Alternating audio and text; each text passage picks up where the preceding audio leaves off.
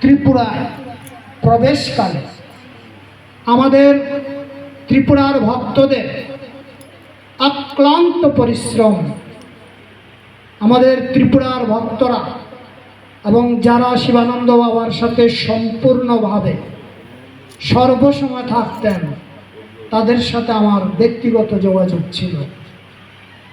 এবং তারা যখনই এই তেলিয়ামুড়াতে অবস্থান করতেন না, তখন তারা আমাকে একটা মোবাইল করে যেতেন যে বাবার কাছে যাচ্ছি।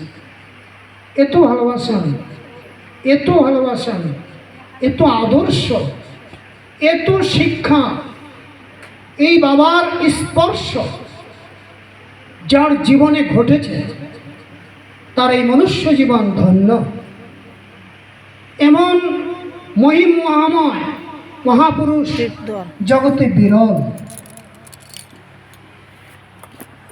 আমি সেই সব উদ্যোক্তাদের প্রাণ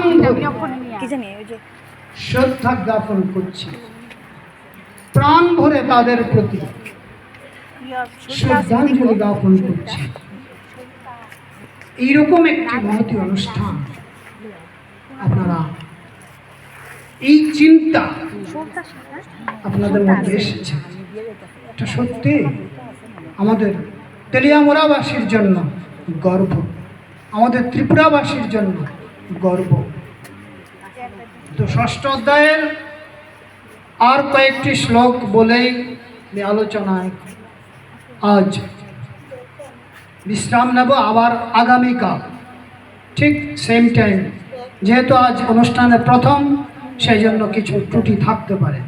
হ্যাঁ, আগামীকাল আমার আলোচনা 11টা থেকে 12টা অবধি বা যত সময় দেওয়া হয়।